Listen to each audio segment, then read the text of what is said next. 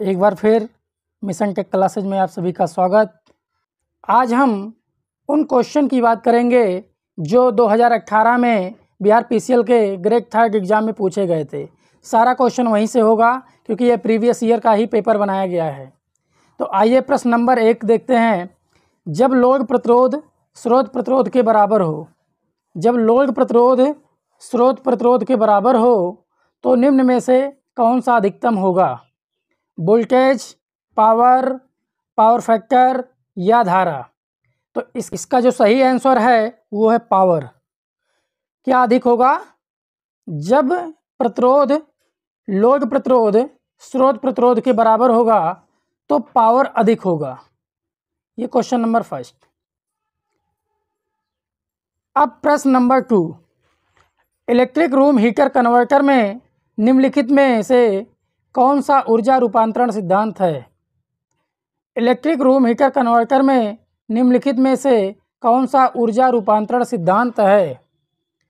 Arc heating, induction heating, resistance heating, infrared heating. जैसा कि हम लोग जानते हैं कि H बराबर I square R into T होता है। तो ये जूल्स का नियम है। तो यहाँ पे जो सही होगा वो होगा रेजिस्टेंस हीटिंग। क्या होगा? Resistance heating. प्रश्न नंबर 3। ये सदाबहार क्वेश्चन है, हर एग्जाम में पूछा गया है। एक टू वे स्विचिंग कनेक्शन का इस्तेमाल आमतौर पर निम्न में से किस लिए किया जाता है? टू वे स्विचिंग कनेक्शन का इस्तेमाल आमतौर पर किस लिए किया जाता है? सीधी वायरिंग के लिए, सीधी नहीं, यहाँ पे सीधी वायरिंग है, ये गलत हो गया, सीधी नहीं सीधी वायरिंग है। सीधी वायरिंग के लिए, कंसील्ड वायरिंग के लिए, सीटीएस वायरिंग के लिए, कंड्यूट वायरिंग के लिए। तो यहाँ पे जो सही है आपका वो है सीधी वायरिंग के लिए। क्या है? सीधी वायरिंग के लिए, क्योंकि उसमें एक बल्ब को दो जगह से कनेक्ट किया जाता है। एक बल्ब को दो जगह से कनेक्ट किया जाता है, इसलिए वहाँ पे इस टू वे स्विच का यूज करते हैं। तो यहाँ पे होगा सीधी वायरिंग। Question number 4। कम वोल्टेज उपकरणों 440 वोल्ट पर मेगा टेस्ट करने के लिए पर्याप्त वोल्टेज रेटिंग है। अगर हम निम्न वोल्टेज मेगर से नापना है तो जो मेगर की रेटिंग होगी वो क्या होगी? 1000 वोल्टेज, 1500 वोल्टेज, 2000 वोल्टेज, 500 वोल्टेज। तो इसकी जो रेटिंग होगी वो होगी आपका 500 वोल्टेज। क्या होगी? 500 वोल्टेज, क्योंकि हमें 440 वोल्ट पे ही मेजर करना है।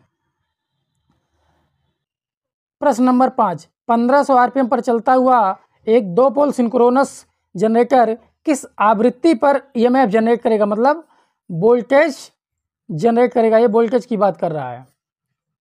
तो सिंक्रोनस जनरेटर है, तो यहाँ पे एक संबंध है, ये है F बराबर PN बटा 120। क्या है? PN बटा 120। तो यहाँ से ये निकल जाएगा, आपका जो आंसर आएगा वो आएगा 25 HZ। क्या आएगा? 25 HZ। क्लियर? तो इस तरीके से इसी फार्मूले पे निकाल लीजिएगा, 25 HZ आएगा। प्रश्न नंबर 6। डीसी जनरेटर में इनपुट की प्रकृति क्या होती है? डीसी जनरेटर में इनपुट की प्रकृति क्या होती है?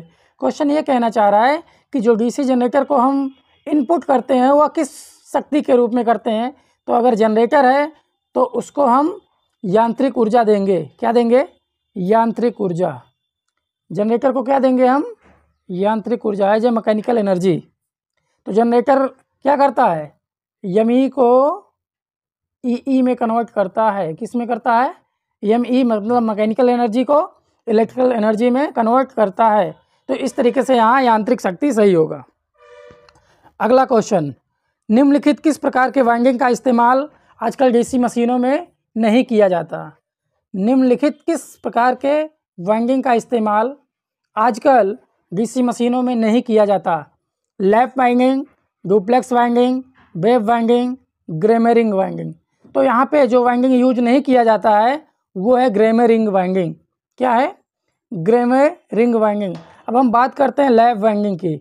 लैप वाइंडिंग में जो होता है वो A बराबर P होता है, मतलब समानांतर पथों की संख्या बराबर पोलों की संख्या होती है। जबकि वेव वाइंडिंग में A बराबर 2 होगा, P का मान कुछ भी हो, तो हमेशा वेव वाइंडिंग में समानांतर पथों की संख्या 2 होगी। ये भी बहुत इंपॉर्टेंट क्वेश्चन है, ध्यान में रखिएगा। नेक्स्ट, घरेलू उपकरण ज़्यादातर किस वोल्टेज पर काम करती हैं? जो घरों में उपकरण लगे हैं वो किस वोल्टेज पे काम करती हैं? 40 volt AC, 40 volt DC, 230 volt AC, 130 volt DC। तो यहाँ पे सही आंसर होगा 230 वोल्ट AC।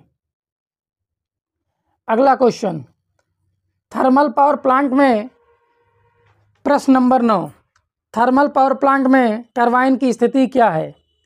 जो थर्मल पावर प्लांट में टरबाइन लगता है उसकी स्थिति क्या होती है?